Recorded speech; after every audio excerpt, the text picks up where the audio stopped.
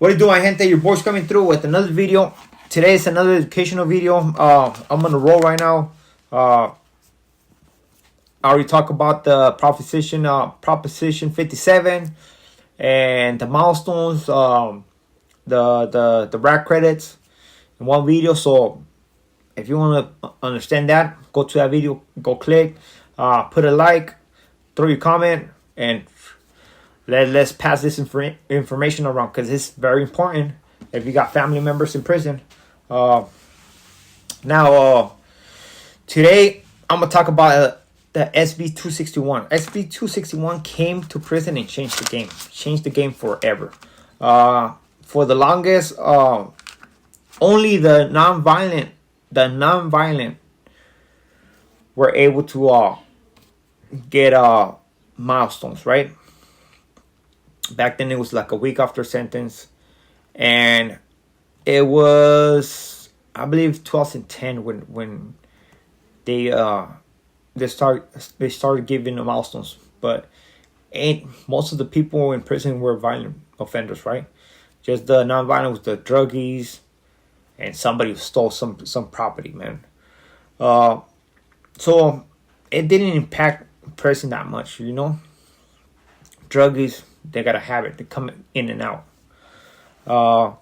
So after 6 years, they passed a Senate bill, which is called 261.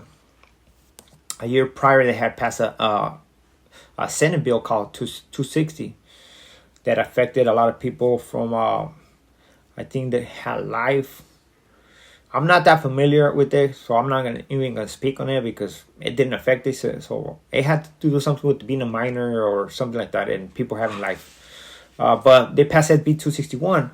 This had to do with the milestones, the rack credits, and who can earn those milestones. Now they included violent offenders into this, and it changed the game, man. It changed the game.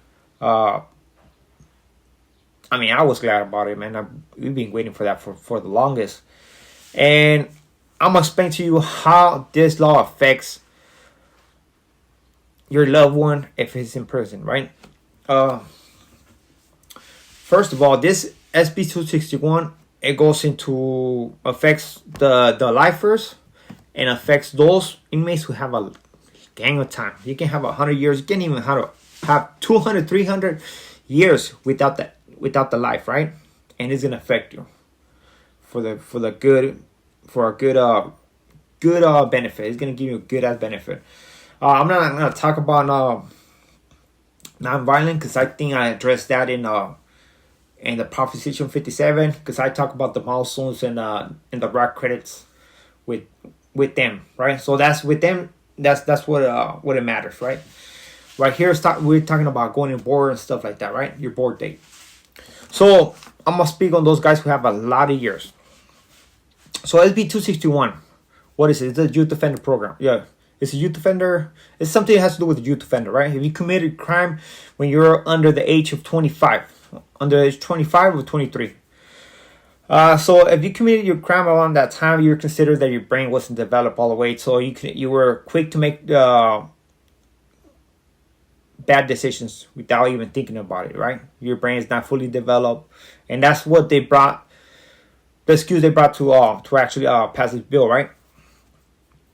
So for those who had like me, I had 20 years, right? I had 20 years, and let's say another person had 40 years. Doesn't matter. What this means? Okay, it means that now I can earn time off my sentence. But not only that, let's say I got 100 years. It will take me forever to lower my sentence. So what they do, they actually gave me a chance to present myself, my case, and what I have learned in prison in front of the board members, the same board members that deal with lifers, and show them that I'm suitable to go to parole. And this is after you completed 15 years in prison. That's how I get to go home early. If not, to this day, I'll still be in prison, straight up. So So what how can we go about this, man? How can we go about this?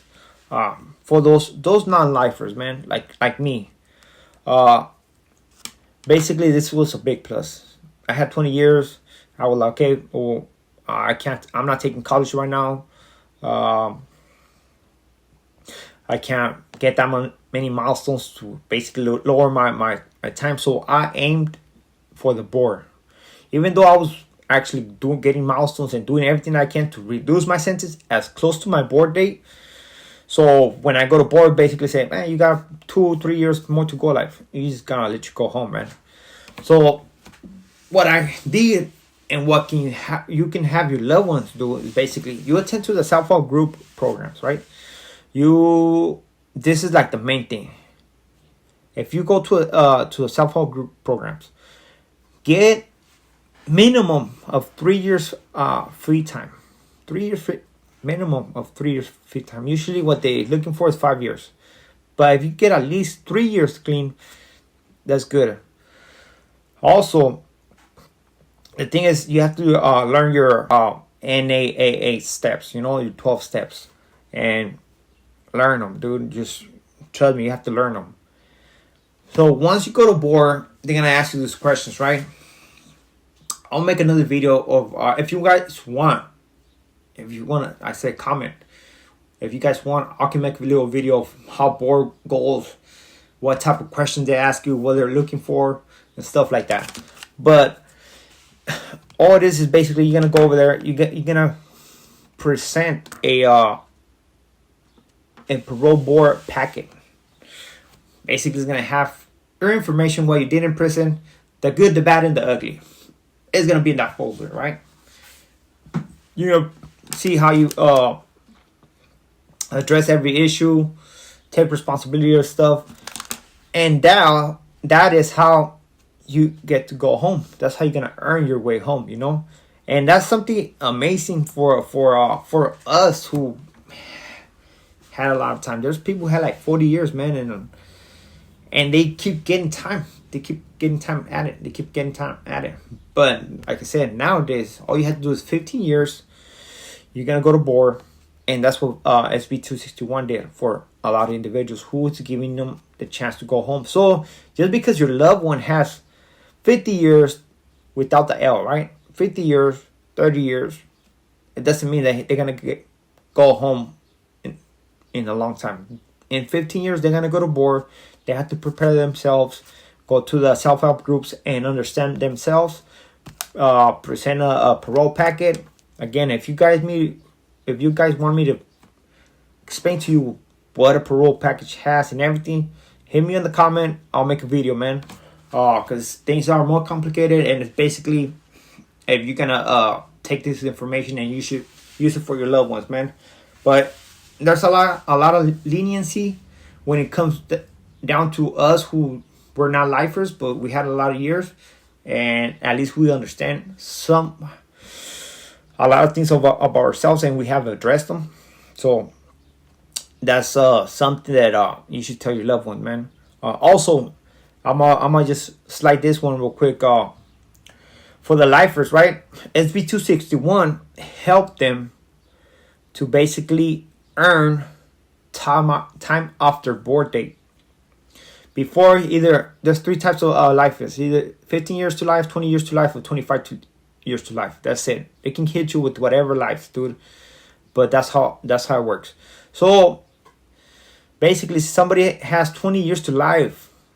What this means that if he gets does his milestones, rack credits,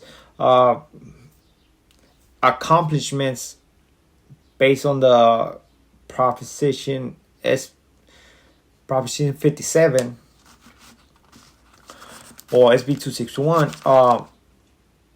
they can earn time after sentence. So it means that in 20 years they're not gonna go to board. They can go to board in 18 years, 17 years, 16 years. It depends how much they work, how hard they work to reduce their sentence, and see take a shot of going home, but again, that's something that a lifer should always think about if they want to go home early.